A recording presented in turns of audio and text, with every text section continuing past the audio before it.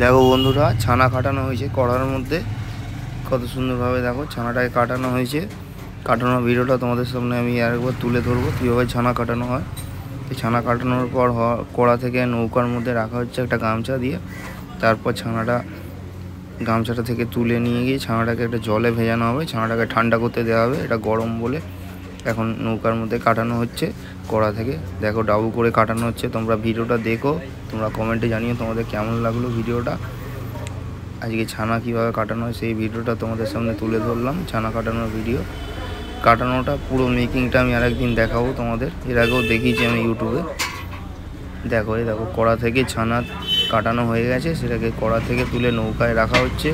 নৌকা থেকে নিয়ে তার সেই গামছার মধ্যে আটকে সেটাকে একটা ঠান্ডা জলের মধ্যে ভিজিয়ে রাখা হবে ঘন্টাখানে।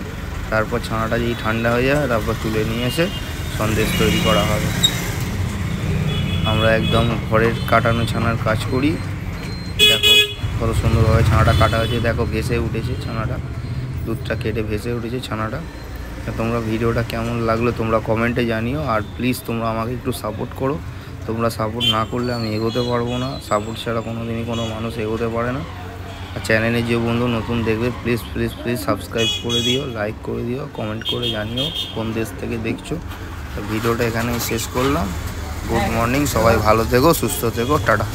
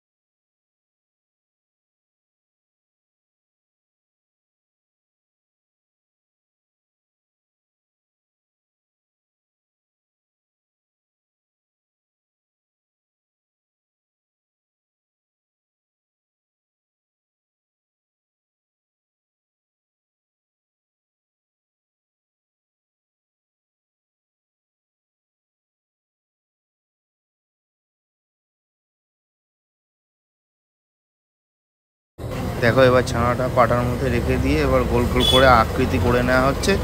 রসগোল্লার ছোটো ছোটো করে লেচি কাটা হবে, এবার রসগোল্লার ভোজ কাটা হবে। এই জন্য ছানাটাকে প্রথমে গোল গোল করে আকৃতি করে নেওয়া হচ্ছে।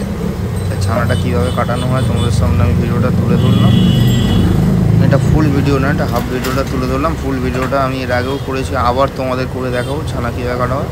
তোমরা কেমন বলো ভিডিওটা আমাকে জানিও।